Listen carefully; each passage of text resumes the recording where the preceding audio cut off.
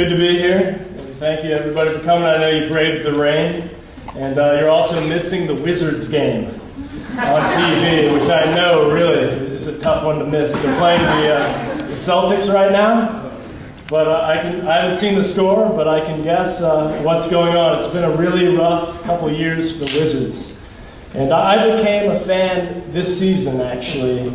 When the Wizards made a run at one of the most unusual records in all of sports. They began the year by losing in Orlando, and then they continued to lose on the road. By the end of December, they had lost 16 games. They were 0-16 on the road. And by the end of January, they were 0-22, which is a big number, that 0-22, because there are only 41 away games in an NBA season, so they're already halfway. And if they can get to 30, they'll break the record, 0-30. And if they could get to 22, they could probably get to 30. And if they could get to 30, they could probably almost definitely get to 41. And that would be a perfect season of imperfection. And no one has ever done that. And I became obsessed with watching this and tuning into every game, and not because I wanted them to lose.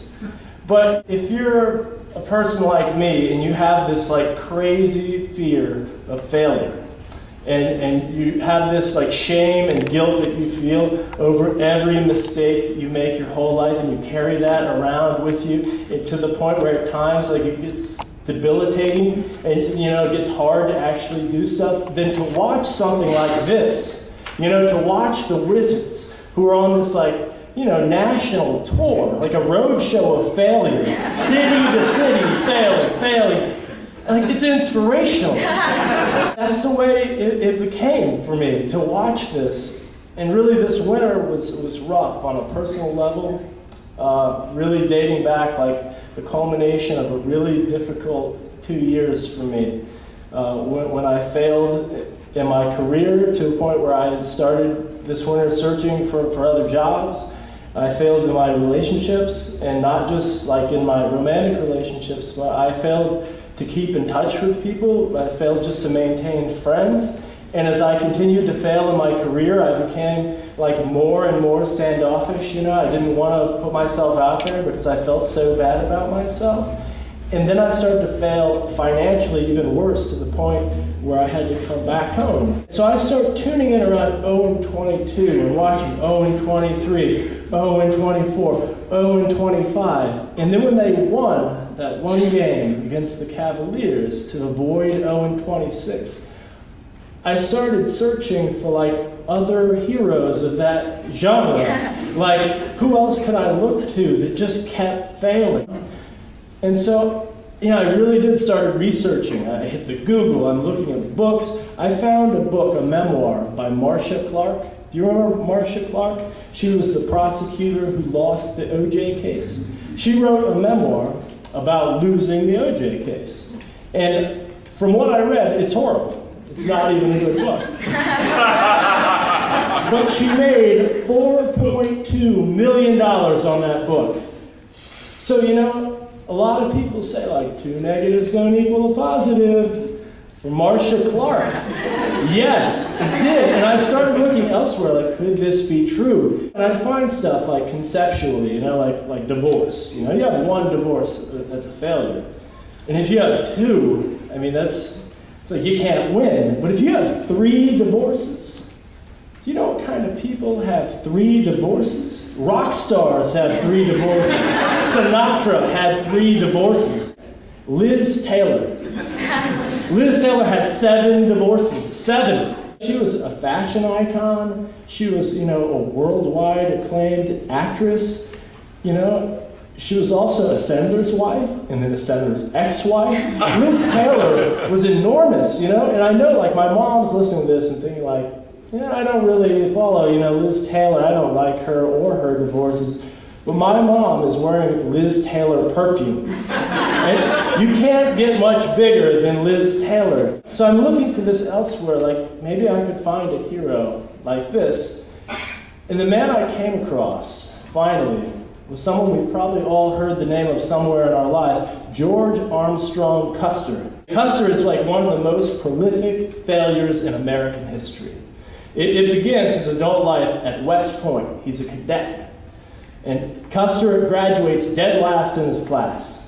And not only does he have the lowest GPA, but Custer has the most demerits. They don't even want to commission him. And that's what they're going to let him graduate, and then they're just going to send him home. You know, like, oh, well, technically you didn't fail out, but, you know, we don't want you. But it's 1861, the Civil War, so they commission him 3 days into his commission. And he gets court-martialed, and he's not even in there a week.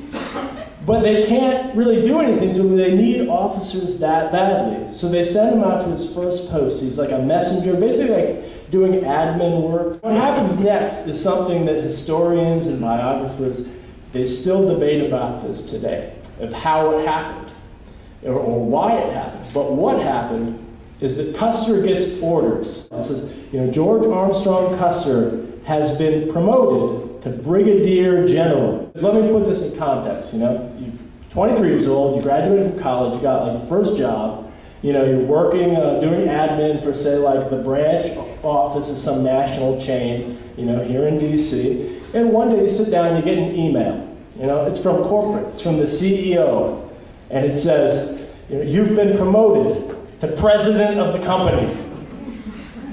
You know, and everybody, what you do here, you know, you take it and you got to show your boss, and he goes, holy smokes! You know, he makes a call, and they say, well, that was a mistake. But not Custer. Custer takes the orders. Custer goes straight to the uniform shop.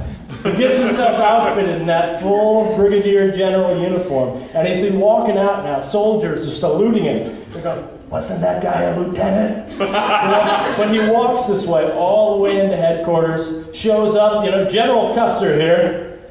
We're going to need 600 men. We're going to need a horse and some ammunition. We're going into battle. Custer's command actually has more casualties than any other command in the entire Civil War.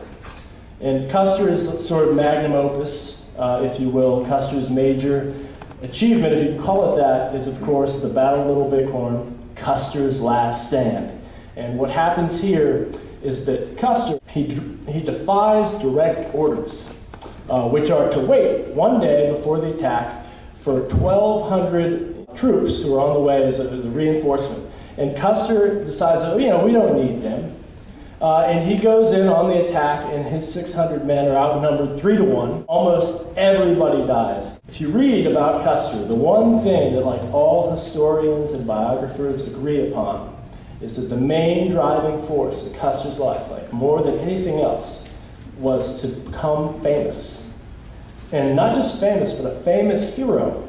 Custer even marries a woman who he believes will help him become more famous. She's got press contacts, she's like hooking him up with interviews all his career, and so when he dies in battle like this, she just takes the reins. She calls up all the press she knows, and she concocts the story about how Custer dies. She takes out the whole part about, you know, defying the orders, and sets it as Custer being surrounded and outnumbered. And there he made his last stand in a battle he knew he was going to lose. And he went down with his troops in this heroic story.